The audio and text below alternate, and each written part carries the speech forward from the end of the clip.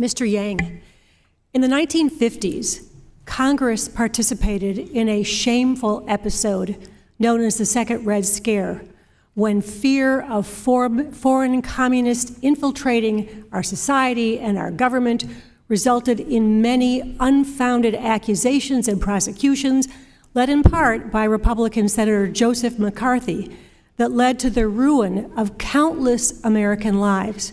That is a part of our history that kept coming to my mind last night as I was reading the briefing materials for today's hearings. And as we know, we have a long history in this country of anti-Asian discrimination, which was exacerbated by the way our former president talked about the COVID pandemic and much of the China bashing that was normalized by his colleagues and resulted in horrifying attacks on Asian Americans, including our highly valued colleague, Congresswoman Judy Chu.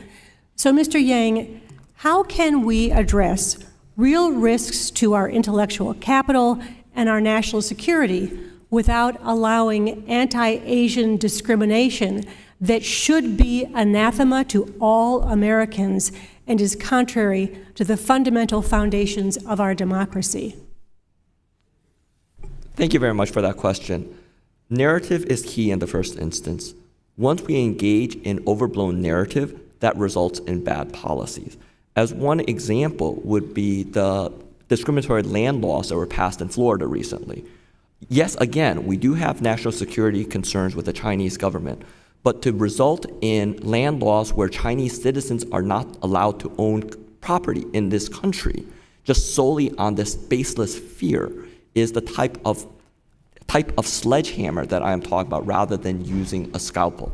We should be thinking about what precisely are the policy risks that we are talking about, whether it is with respect to solar energy, whether it is with respect to artificial intelligence, whether it is with respect to semiconductors, and address those policy issues and not just engage in a broader narrative of the Chinese are declaring war against us, the broader narrative of that we are in an existential threat with China. The other thing that strikes me about your analogy to the 1950s that is striking is that even in the 1950s, when we had the Red Scare, average Russian citizens were not generally targeted. Average Asian Americans are being targeted right now. And that is what we are seeing. Whereas during the height of the communist era, we still referred to it as the communist regime. We talked about the Putin regime.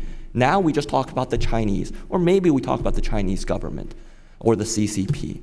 Yes, Xi Jinping is an autocrat. We can talk about that, and we can talk about those specific policies. But let's talk about those policies and not a society and not a people. And Mr. Yang, as we look to the future and increasing economic and potential military competition with China, many experts say that the most important thing we can do is continue to invest in our people, our education, and our ability to innovate, which has long been the envy of the world. And I believe one of our superpowers is our ability to attract the best and the brightest from around the world to come study in the U.S. and oftentimes live and work in the U.S. So what impact do you believe it will have on our country if we fail to attract the best and the brightest from around the world to come study and work in the U.S.? Thank you for that. It is absolutely correct that there are Asian Americans, not just Chinese Americans, but Asian Americans, and frankly, people from around the country, around the world, that no longer see the United States as the open society that it used to be, that the society that would value that innovation, value having open discussions. And that is what we need to get back to understand that that is how we become stronger. The fact that I could represent the American government in the Department of Commerce when I am negotiating against Chinese people on the other side and represent our country, that is the strength of our country. That is what makes us special, and we should celebrate that. Thank you. Let me just mention that I was recently on a congressional trip to Japan, and one of the issues that was raised was the fact that Japanese students are no longer coming here to study in our universities, and that's a loss to our country, but it's also a loss to the strong relationship that's currently so important between the U.S. and Japan. And with that, I yield back.